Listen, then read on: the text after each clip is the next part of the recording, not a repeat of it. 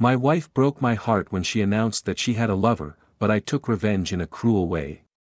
When I heard those words come out of her mouth, it was like the ground disappeared beneath my feet. I loved her with an intensity one never thought possible. We built a life together, but she destroyed it with a single sentence. In that moment, the love I felt turned into something dark, deep, and cold. An emptiness filled my chest, but soon, that emptiness was filled by something more corrosive, the desire for revenge. I could see in the light in her eyes that there was no remorse, just a calculated coldness, as if confessing to betrayal was a mere detail in her routine. It was as if she had cut herself off from us a long time ago, leaving me to be the last to discover the truth. And the lover? A parasite, an opportunist who knew exactly how to exploit her weaknesses, how to manipulate her when she was vulnerable, sinking her deeper and deeper into an addiction that, until that moment, I completely ignored. But, I wasn't as naive as they thought. If she thought she could destroy me and get away with it, she was sadly mistaken. The love I felt for her was now poisoned, and the only thing left was the need to return the blow. However, revenge could not be quick or easy. No, it needed to be precise, painful, a punishment as bitter as the betrayal I suffered. I began planning everything, each step meticulously calculated to ensure she would feel the same despair, the same anguish that consumed me day after day. The game was just beginning. They thought they had control, but they were playing on my board now. I let them believe they were winning. I allowed them to dive even deeper into the abyss they created, while I patiently waited for the exact moment to pull the rug from under their feet. And when I finally did, when my revenge came true, it was sweeter than I could have imagined. But there is one detail that they could never predict, something that I only discovered at the end of this dark game. A final piece that would change everything, that would transform the triumph into a much more complex reality than I expected. And it's this revelation that you need to know, because it changes everything.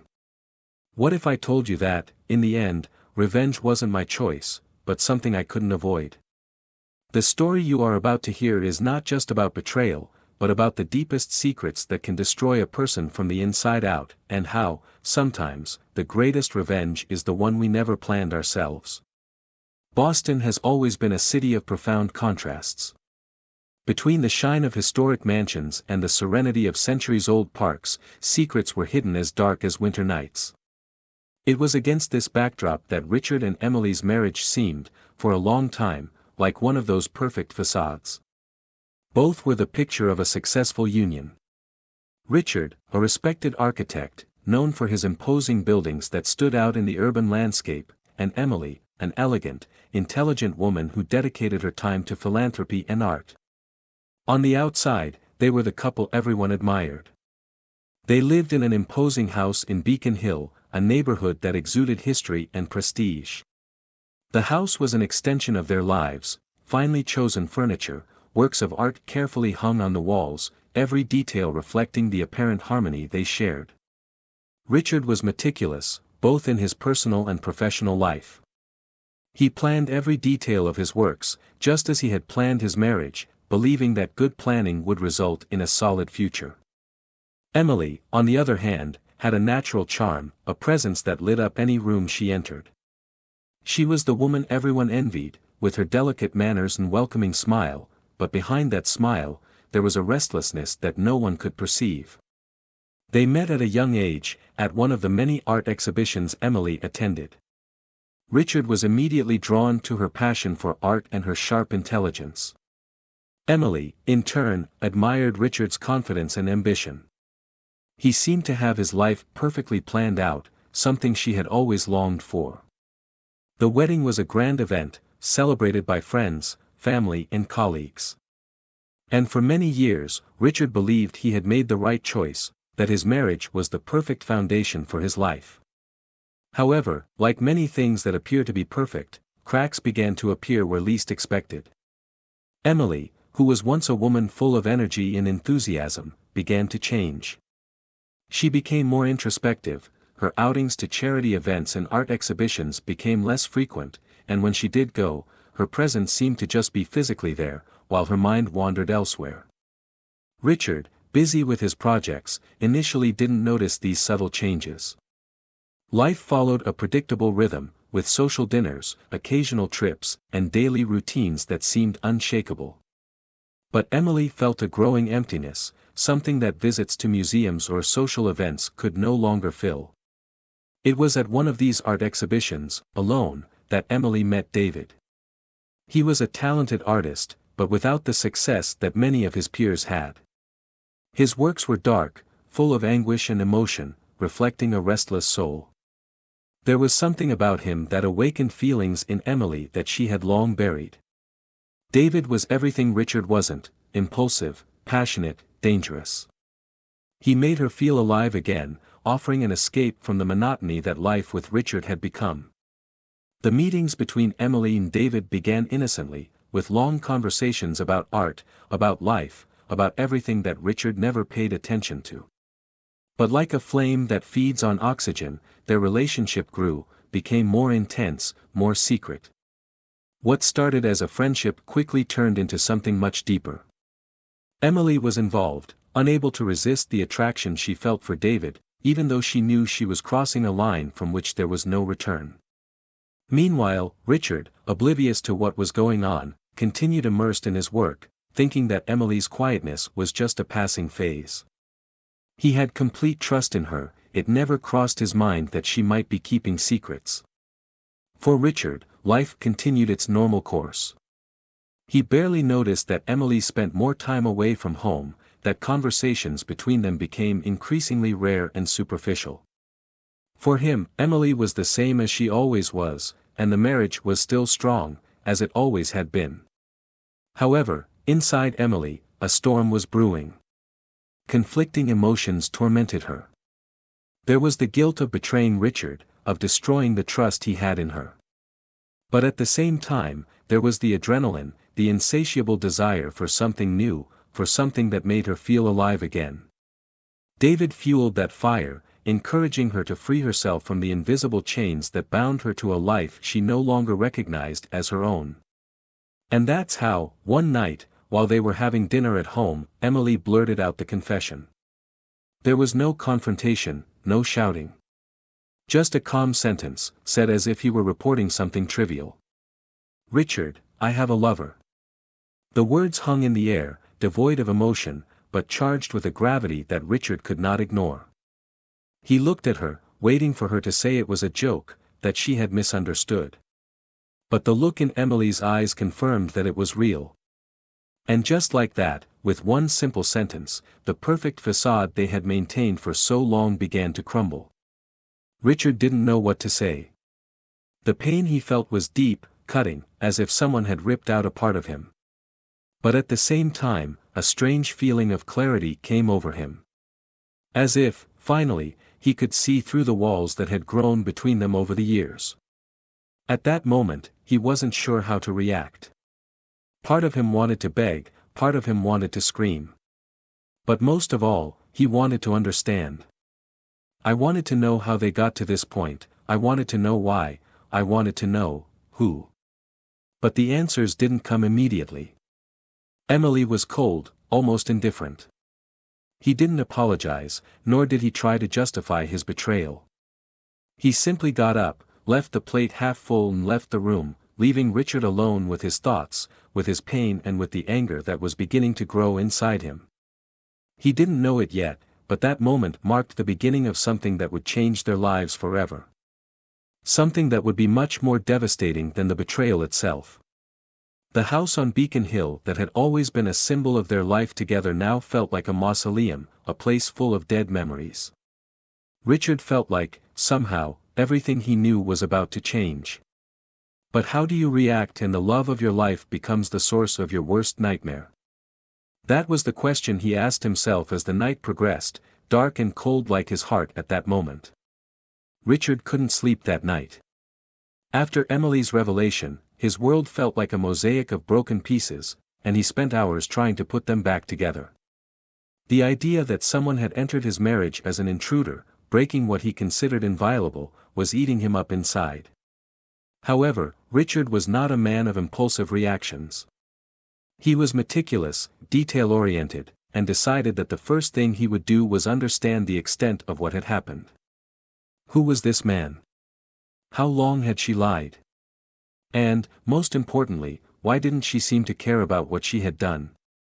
Over the next few days, Richard watched Emily with increased attention. There was a coldness in her eyes that he had never seen before. The woman he knew, or thought he knew, seemed like a ghost. She moved around the house with frightening indifference, as if she were fulfilling a role that no longer made sense to her.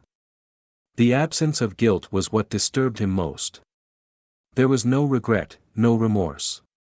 She didn't even try to hide the extramarital relationship, on the contrary, it seemed to challenge him to take some action. Richard decided he needed to act, but he couldn't confront her without the answers he sought. He hired a private investigator, someone who could provide the information Emily refused to give. Within days, the man returned with a full report on David, the lover. Richard leafed through the pages with a mixture of anxiety and disgust. David was a mediocre artist, a man with a history of disastrous relationships and unstable finances. Nothing that explained why Emily would throw everything away for him. But as he read, something caught his attention. David had a history of arrests related to drug trafficking. It was at that moment that Richard began to put the pieces of the puzzle together. He remembered how Emily had changed in the last few months, how she seemed distant, often lost in thought, or even irritable for no apparent reason.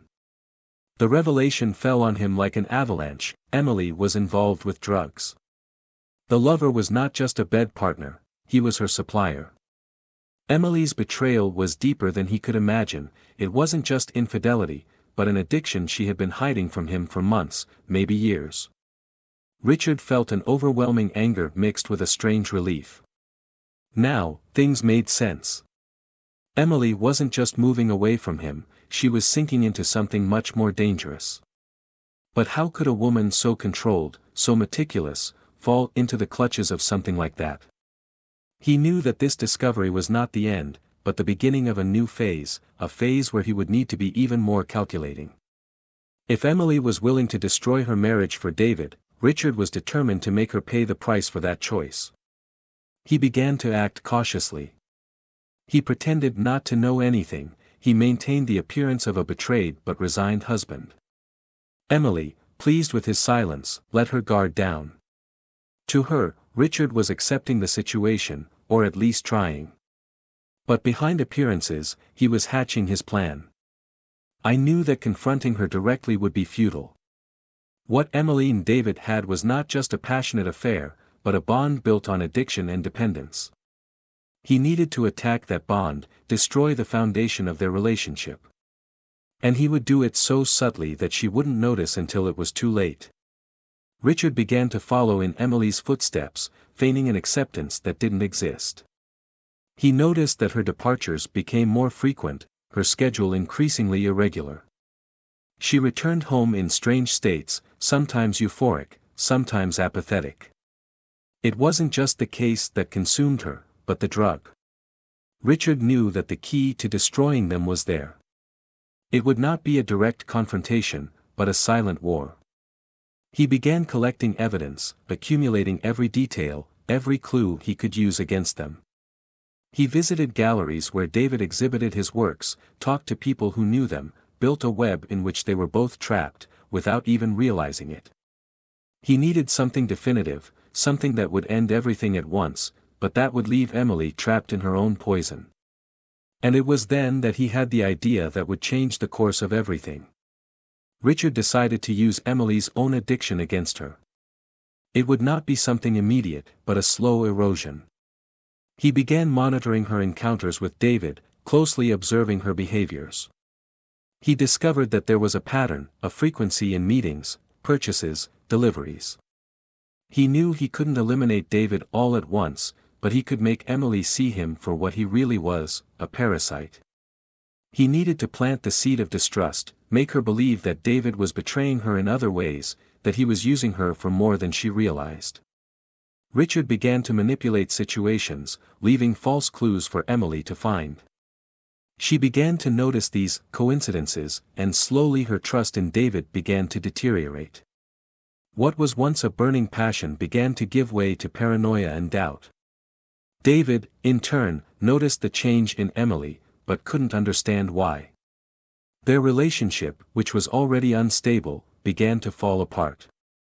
Richard, watching from the shadows, knew the climax was near. He had set the perfect stage for the final confrontation. And when that moment came, he would be ready to watch everything fall apart. What Richard didn't know was that, even with all the control he thought he had, the unfolding of events would bring to light truths that he could never predict. Truths that would test his own sanity and the limits of what he was willing to do to get revenge. The weeks passed in a blur as Richard, in his meticulous strategy, pulled at the strings he had tied with precision over the months. Every move he made, every word subtly let slip, deepened the cracks in Emily and David's relationship. The toxic love that united them was now tainted by a growing distrust. Richard watched from afar, without directly interfering, just guiding the two towards the inevitable collapse. It was on a cold December night that everything reached its boiling point. Snow fell silently outside, covering Boston in a blanket of white that contrasted sharply with the darkness gathering inside the house on Beacon Hill. Emily, restless, waited for David in an art gallery where he had promised to meet her. She was different that night. There was something dark in his gaze, a mixture of fear and anger that David would soon notice. When he finally arrived, late as usual, she confronted him. "Where were you?" Emily asked, her voice carrying a tension David had never felt before. He tried to calm her with a carefree smile, but Emily wasn't about to budge. "I know something is up. You're not the same." David laughed, a laugh that sounded more like a bluff than anything else. "You're imagining things, Emily. I've been busy, that's all." But she wasn't convinced. Something inside her, something planted by Richard with surgical precision, was eating her up inside. "I found messages on your phone," she revealed, her voice shaking slightly. "Conversations you didn't mention." "Who is she, David?" David felt the ground open beneath his feet. He didn't know how Emily had managed to see those messages, as he had been careful, but the truth was that there was another woman. She meant nothing to him, she was just a distraction. But Emily, already broken and unstable from her addiction, couldn't bear the thought of being replaced. "Emily, you don't understand," David started to say, but was interrupted. "No, I understand perfectly," she snapped, with cold anger. "You're using me. You're only with me because you know I need you, because of the drugs." David was silent for a moment, not knowing how to respond. He knew that, in a way, Emily was right. He controlled her through addiction, but he never thought she would come to that conclusion on her own. "Emily, you're exaggerating," he tried, but it was clear his words had no effect on her anymore. Emily was in a whirlwind of emotions, oscillating between hatred for David and self-loathing for being so blind. She felt control slipping through her fingers, as did her sanity. "You're going to leave me, aren't you?" "Just like everyone else," she said, her voice becoming more fragile. "You will abandon me when I need you most." David knew this was the decisive moment. He could try to win her back, lie to appease her, or he could simply admit the truth and accept the consequences. He chose the easy way out. "Emily, we both know this can't go on. You and I, we're not good for each other." These words, though soft, fell upon Emily like a death blow. She turned away from him, not believing what she was hearing. The man he had risked everything for was finally revealing his true intentions. Her hands began to shake, and she felt the need for a dose, something to ease the pain, but at the same time, a growing fury invaded her. Meanwhile, Richard was a few blocks away, watching from his parked car. He knew the confrontation between Emily and David was happening right now. A strange feeling of satisfaction came over him, a satisfaction mixed with sadness. He still loved Emily, despite everything, but the love was now diluted with revenge. He had orchestrated everything. From the false clues he planted to the doubts he cultivated in Emily's mind. He knew this night would end in rupture. But there was more at stake. Richard had prepared the final blow, the one that would not only destroy David, but also force Emily to face the harsh reality of her addiction. He knew her addiction consumed her, but he also knew that without David, she would have nowhere else to hide. She would be forced to face her choices and their consequences. Inside the gallery, the situation between Emily and David became increasingly tense. Emily could no longer maintain control, and her voice was shaking when she spoke. "You think you can discard me like that? I sacrificed everything for you.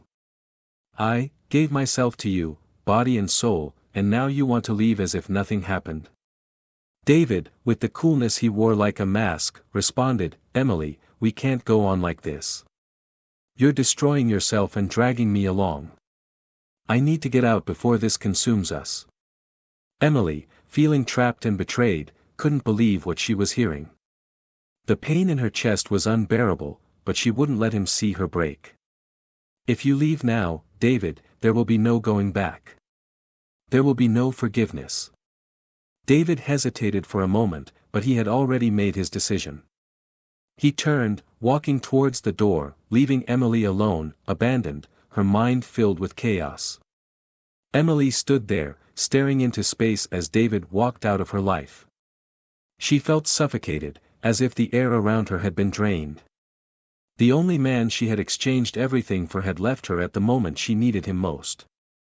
The shock of rejection was followed by overwhelming despair. Emily ran to the gallery bathroom, locking the door behind her. She needed something, anything, to ease the pain. He began desperately searching through his bag, his fingers shaking as he rummaged through it, until he found the small package he kept there. Addiction had taken over her life, and at that moment, she completely surrendered to it. Richard remained in the car, waiting for the right moment to take action.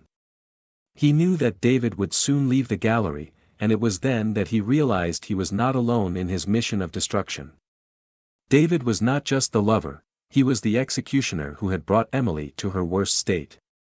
But now, without realizing it, David was heading towards his own ruin. Minutes later, David appeared at the gallery door, looking around before walking away. Richard knew this was the moment. He started the car and followed David at a safe distance. The streets of Boston were almost deserted, the cold wind was blowing hard, making the streetlights flicker. Richard watched David's every move, waiting for the right moment to act. David, distracted, walked without realizing he was being followed. He went to his apartment, a modest place in a more remote neighborhood, and entered without noticing Richard's presence. The latter then parked the car and waited patiently for David to relax his guard. Inside the apartment, David poured himself a drink and sank onto the couch. He felt relieved to have finally gotten rid of Emily, but at the same time, a feeling of emptiness consumed him. He knew he had made the right decision for himself, but something in him was still restless. It was at that moment that he heard a faint sound of footsteps coming from the corridor. Richard entered the apartment without making a sound, a key he had obtained in an unconventional way turning gently in the lock. When David looked up and saw him standing in the doorway, he froze in surprise. "Richard? What are you doing here?" Richard entered, closing the door behind him calmly. His face was a mask of neutrality, but his eyes were filled with icy determination. "I came to finish what you started, David." David stood up, alarmed, but before he could react, Richard took an envelope out of his pocket and threw it on the table. "Open," he ordered. David hesitated, but obeyed, opening the envelope with shaking hands. Inside, there were photos, documents, irrefutable evidence of his involvement with drug trafficking and with Emily. "You think you can play with people's lives without suffering the consequences? You destroyed my wife, turned her into something she should never have been. But now, you're going to pay for it." David tried to argue, but words failed him. He knew he was trapped, and the coldness in Richard's eyes said there was no escape. "Richard, I can explain." "There's no explanation that's going to save you now," Richard cut in, his voice low and menacing. You will disappear from Emily's life, and from Boston, forever. Or this evidence will be turned over to the authorities, and you will spend the rest of your life rotting in a cell. The choice is yours. David knew he was defeated. There was no alternative but to accept Richard's offer. He agreed, resigned, without realizing that the worst was yet to come.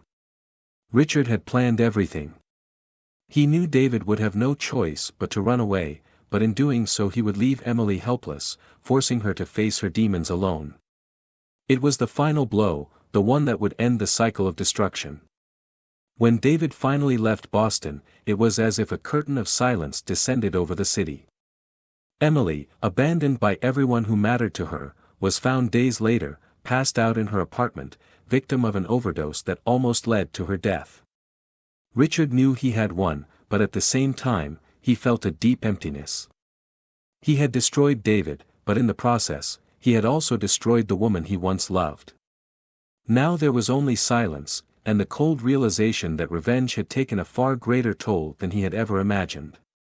The pieces were in place, but the last move was about to be revealed, and it would be the most devastating of all.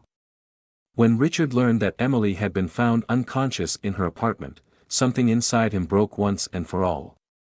He had planned his revenge in a calculated way, believing that the pain she had caused him justified every step he took. But seeing the result of his actions, realizing how fragile and broken Emily had become, made him question everything. He had loved her, and now, even after the betrayal, the feeling of loss was overwhelming. The revenge was complete, but the victory had a bitter taste.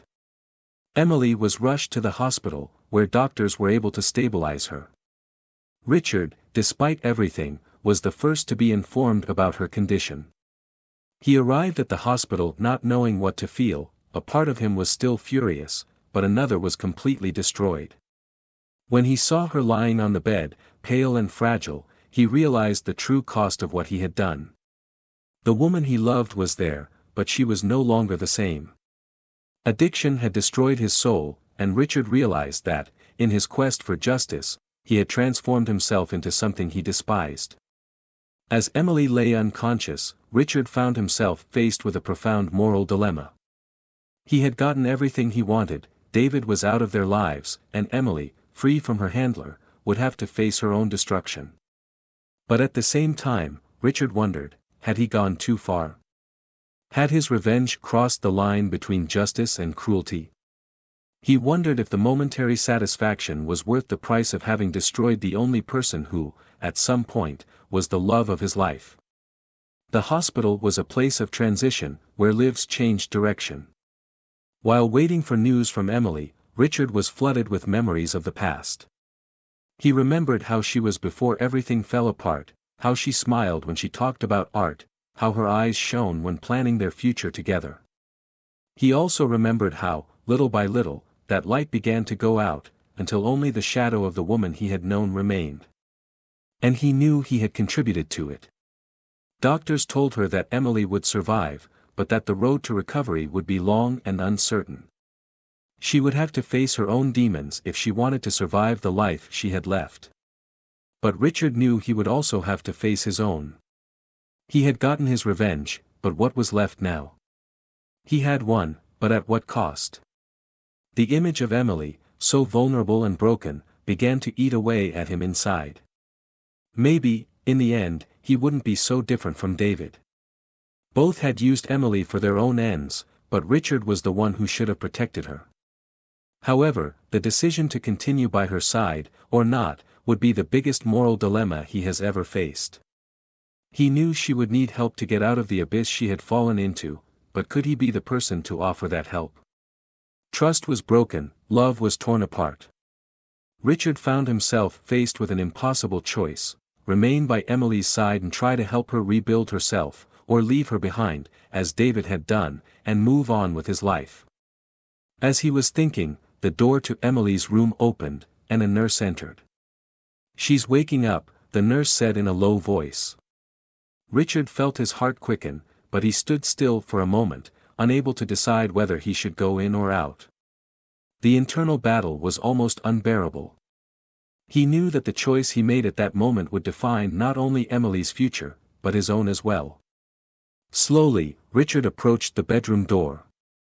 Inside, he saw Emily awaken, her eyes opening with difficulty. She looked lost, fragile, like she didn't know where she was. Richard knew that the next conversation would be the most difficult of his life. He would have to confront not only Emily, but also himself, with everything he had done, everything they had lost, and what could or could not be recovered. There was still one last decision to be made, and the weight of that choice hung in the air like a shadow. Should he forgive her, try to rebuild what was left? Or was it too late for any redemption? At that moment, the future was in Richard's hands, but he still didn't know which path to take. The moral dilemma consumed him as he prepared for what could be the last act of their story together. Now there was only one choice left: move forward, together or apart, and face the consequences of what had been done. But this decision, like all the others so far, would bring with it an impact that would change their lives forever. Richard stood in the doorway of the hospital room, watching Emily as she tried to understand where she was. His eyes, once full of life, now reflected only confusion and pain. He knew that moment would define their future, but more than that, he knew he needed to face the consequences of his own actions. Slowly, he entered the room and sat down next to the bed, the soft sound of the monitoring machines filling the heavy silence between them. Emily turned her head to look at him, her eyes locking with his for a moment. There was a vulnerability in them that Richard hadn't seen in a long time. She tried to speak, but her voice was weak, a whisper that barely managed to carry the small distance between them. "Why are you still here?" she asked, with a mix of incredulity and resignation. Richard didn't respond immediately. Instead, he held her hand, feeling how cold it was. "I don't know," he finally said, raw honesty in his words. "Maybe it's because, despite everything, I still care. Or maybe because I need to know if there is something to be saved in both of us." Emily closed her eyes, trying to force away the tears that threatened to fall. She knew what she had done was unforgivable, but the idea that Richard was still there, even after everything, tore her apart inside. "I screwed up," she whispered, her voice thick with guilt and despair. "I destroyed our life, I destroyed myself." Richard couldn't deny it. The truth was there, naked and cruel. But he also knew that, in a way, he had participated in the destruction. "We both screwed up," he corrected. "I could have seen the signs, I could have acted sooner. But I chose revenge over trying to save you." The silence between them was sharp, but there was a kind of mutual understanding, an acceptance that they had both failed, that they were both broken. However, the question that hung in the air was, where do we go from here? In the days that followed, Richard accompanied Emily during her recovery. He was present at her psychologist appointments, watched from afar as she battled the demons of addiction. There was a new kind of relationship forming between them, no longer based on romantic love, but on a silent, aching respect for the pain they both shared. Richard didn't know if they could ever go back to what they once were, or if that was even possible. But he knew that for now, he was committed to helping Emily rebuild herself, whatever that meant for their future.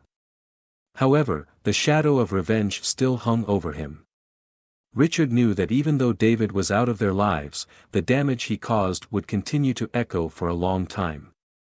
David's sudden disappearance raised suspicions, but Richard had prepared everything so precisely that there was no evidence that could link his departure to any of Richard's actions. However, this did not bring the peace he expected. On the contrary, it left a void that nothing could fill. And it was this emptiness that led Richard to make his final decision. After weeks of watching Emily struggle to recover, he realized he needed something more than just being present. He needed to free himself from the burden that revenge had placed on him. On a cold night, similar to the one where it all started, Richard took his things and left a letter on the kitchen table, the same one where Emily had confessed her affair. In the letter, he explained that he needed distance to find his own path, that the pain and anger that fueled his revenge had changed him in ways he couldn't reverse. He wanted Emily to find the strength to rebuild herself, but he knew he couldn't be part of that process. The letter ended with a simple farewell, without promises of return, without accusations. Just a goodbye. Emily found the letter the next morning, and as she read it, she realized that she was finally truly alone. There was no one left to blame, no one left to save her. Just her, her mistakes and the uncertain future ahead of her. Somehow, it freed her. She knew the road ahead would be difficult, but now, for the first time, she felt like she had the chance to rebuild her life without the shadows of the past. The recovery would be long, but Emily decided to face the future with new determination, knowing that, in the end, the only person who could save her was herself. As for Richard, he left Boston, determined to start over somewhere else. He carried with him the scars of what he had done, but also the knowledge that sometimes personal justice comes with a heavy price. Maybe one day he would find redemption, or maybe he would live with the consequences of his actions forever. But he was sure of one thing: there were no winners in this story, only survivors. And for him, that was enough.